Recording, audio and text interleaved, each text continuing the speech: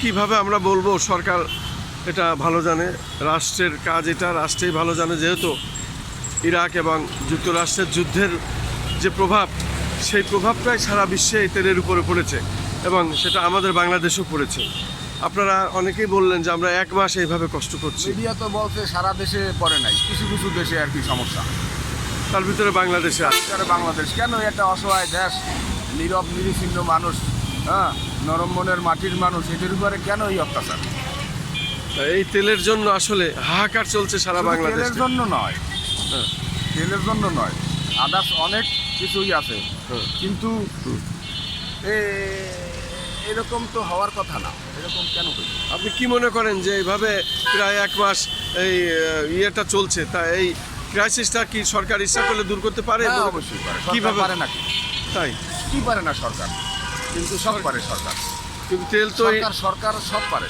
সরকার Iran থেকে তেল আনার জন্য চেষ্টা করেছিল, পররাষ্ট্রমন্ত্রী সেখানে আলোচনা করেছিল, খলিলুর রহমান পররাষ্ট্রমন্ত্রী, আমাদের মাননীয় পররাষ্ট্রমন্ত্রী, কিন্তু সেখানে তারপরও তো সে জাহাজ আবার ব্যাকে ফিরিয়ে দেওয়া হয়েছিল।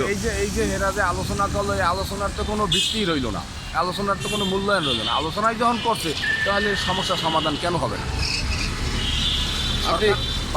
আপনি সরকারের প্রতি দাবি জানাচ্ছেন আলোচনার ভিত্তিতে তেল ক্রাইসিস দূর করা, কারণ অনেক সিস্টেম আছে, সিস্টেম অবলম্বন করলে সমস্যার সমাধান করা সম্ভব, অবশ্যই সম্ভব। শুধু দর্শক, আমরা প্রত্যেকের কথাই মোটামুটি শোনার চেষ্টা করছি এবং যে যেমনে পারে সে তেমনে লাইনে আছে।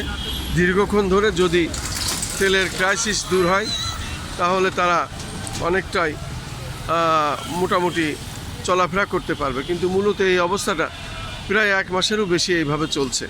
আসলে তেলের এই সমস্যা দূর করা রাষ্ট্রের পক্ষে ছাড়া সম্ভব নয়। এই কথাই ওনারা জানাচ্ছেন যে সরকার ইচ্ছা করলে সবই পারেন, সরকার ইচ্ছা করলে আমাদের এই ক্রাইসিস দূর করতে পারেন।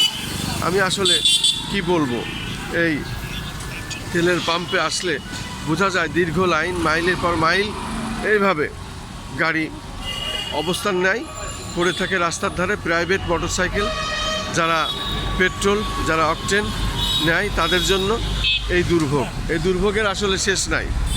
আমি ধারাবাহিকভাবে আমাদের 12টি ইউটিউব চ্যানেলের পক্ষ থেকে আমি যতটুকুন পারি এটা ধারাবাহিকভাবে দেখানোর চেষ্টা করি এবং চেষ্টা করেও যাচ্ছি। মূলত প্রত্যেকেরই একই কথা যে এটা ইচ্ছা করলে সরকার এই সমাধান করতে পারেন। মূলত সরকার দীর্ঘদিন ধরেই চেষ্টা চালিয়ে যাচ্ছেন, কিন্তু সেই চেষ্টায় আসলে সরকার কেন যেন পেরে উঠছেন না, যেটা ইরান এবং যুক্তরাষ্ট্রের যুদ্ধের কারণে সারা পৃথিবীতে এই প্রভাবটি পড়েছে এবং তারই প্রভাব আমাদের দেশেও দেখা যাচ্ছে। অতএব এটা আমাদের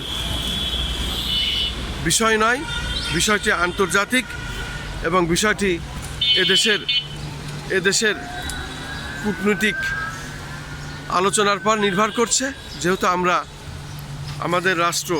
আমাদের রাষ্ট্রপ্রধান জনাব তারেক রহমানের প্রতি প্রত্যেকের আহ্বান এটাই যে আপনি দ্রুত এই বিষয়টি একটু দেখুন এবং আন্তর্জাতিকভাবে এই যে কূটনৈতিক আলোচনা, এই আলোচনার মাধ্যমে এই তেলের ব্যবস্থাটি করুন। বিশেষ করে অকটেন এবং পেট্রোল প্রত্যেক দিনই এইভাবে দীর্ঘ লাইনের বিশেষ করে মাইলের পর মাইল এইভাবে পড়ে থাকতে হয় সারাদিন। তারা অনেকেই বলেছেন যে সকালে আসার কথা, আমরা ভোর রাত্রে এসেছি, কিন্তু এখন বলছে 2টোর পরে তেল দিবে, কিন্তু আমরা তো এখন ক্ষুধার্ত, তারপরও আমাদের এইভাবেই দাঁড়িয়ে থাকতে হচ্ছে। কখন আমরা পাবো তারও কোনো নিশ্চয়তা নাই।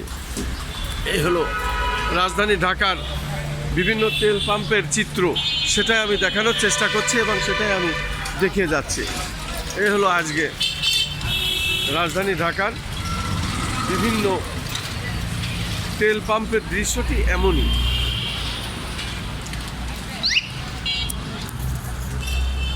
এই সমস্যার সমাধান করা রাষ্ট্রেরই পক্ষে সম্ভব এবং প্রত্যেকেই রাষ্ট্রের প্রতি আহ্বান জানাচ্ছেন, সরকারের প্রতি আহ্বান জানাচ্ছেন। মাননীয় প্রধানমন্ত্রী জনাব তারেক রহমানের প্রতি আহ্বান জানাচ্ছি, যাতে করে এই ক্রাইসিস দ্রুত দূর করা সম্ভব হয়।